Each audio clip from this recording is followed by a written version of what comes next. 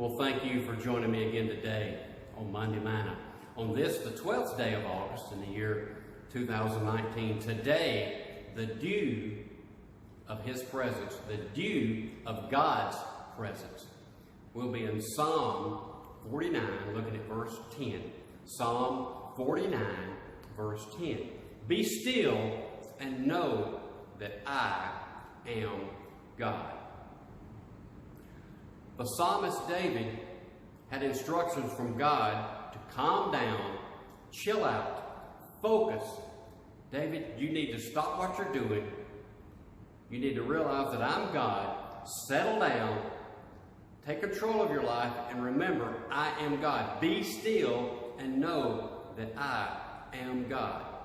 How in the world are you supposed to be still in a world of modern technology, fast-paced, wide-open lives that we live every day in our lives?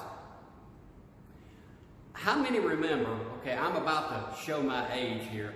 How many remember, and I wish you would send me some information on this, I really do, Inspector Gadget from 1982 to 1986. Some of you watching, I know for a fact we're not even born then, but some of you were, and you were as old as I am by then. I was born in 1954. Inspector Gadget, a cartoon series and a television series with real actors, starring Don Adams.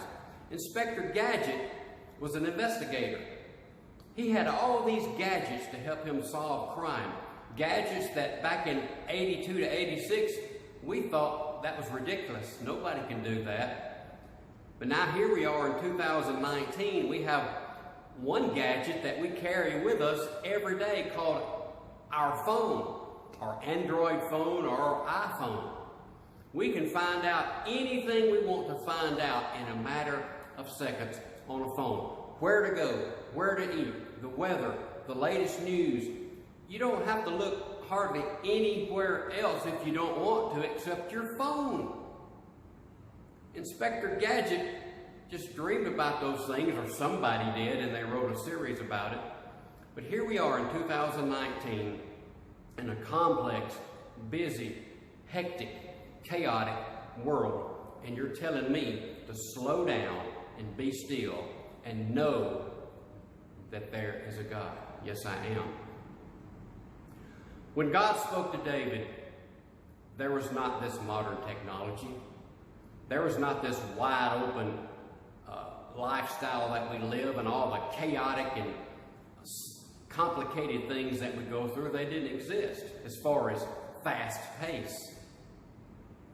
Oh, if your life was consisted of nothing but retiring and sitting on a beach the rest of your life, yes, you could focus on God.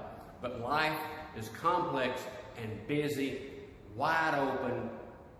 That's the way life is.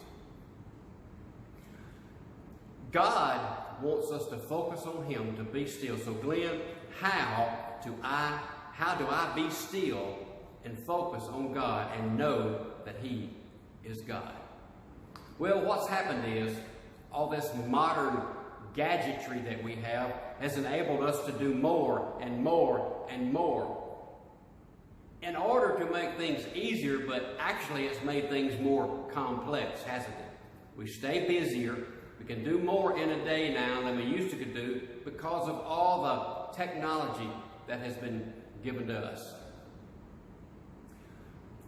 Here's where I want to go with this right now. Every night when you fall to sleep, while you're trying to sleep and you're fighting all your battles of your daily life and you maybe roll and toss and maybe not so much that your life is in trouble, but just the aches and pains that you have because of the age that you've gotten to. As you sleep and try to lay down and get some rest in the comfort of your own home, outside there are things going on. It's called God is settling a dew. God is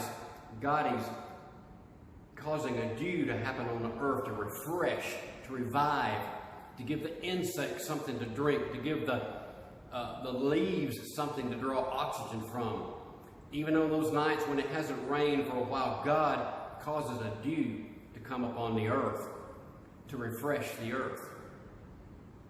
I want to share a story with you. It's kind of embarrassing. Long, long ago, before I met Sarah, and I've been married to her for almost 27 years, long ago I went over to a friend's house because he needed to talk to somebody, and he called me. He said, "Now Glenn, when you pull down in my yard, just kind of back down in there. It's on a little bit of a slope. It wasn't but 10 or 15 degrees. It wasn't too much. That way you'll be able to get out of the yard." I said, "What do you mean?" He said, "Well, the dew settles in my yard and the grass gets a little bit slick, okay?" I said, "All right." So I backed down in his driveway. I went in and talked to him for a little bit. After 2.5 hours, I came outside, got my truck, put it in drive, went to take off, and I was sitting there spinning on grass. No rain, no mud. I'm spinning in my best friend's yard, and I'm embarrassed, okay? He come out there and said, "Hey, Glenn." And I rolled down my window. He said, "Back off the gas. Settle down.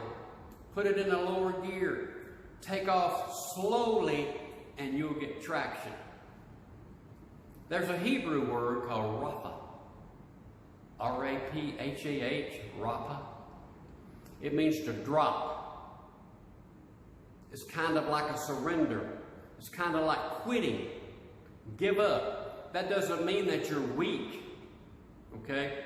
Surrender and dropping and giving up doesn't always mean that you're weak. That just means that you can't do it anymore, so you're surrendering your life to someone else. When you surrender to your wife, you don't surrender because you're not in control. You surrender all your thoughts, all your feelings over to those feelings of your wife. There's different meanings in surrender and dropping what you're doing and quitting. You're not a quitter when you use the term rapha, okay? So God told David to drop, let go, drop his hands, surrender to me, your Lord, your God, David. You need to slow down, settle down, and focus. Here's what happened when I put my truck in a lower gear. Here's what happened when I settled down and wasn't so excited. I'm sitting there spinning like I'm going 80 miles an hour and going nowhere and digging up my friend's grass in his front yard. I put it in the lower gear. I slowed down. The tires began to take traction, and I began to go out of his driveway with no complication whatsoever.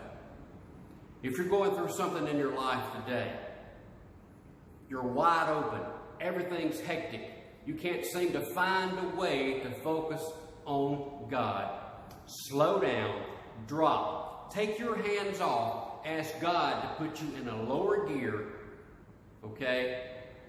Then you can get traction and pull out of that mess that you're in your life, trying to focus. I want to encourage everybody out there today just to do that for me, okay? I thank you so very much for joining me today for Monday Manna. I'll see you guys next Monday. If I add correctly, if my math correctly, I think it'll be the 19th of August. So I'll see you guys again next Monday. Thank you so much for joining in.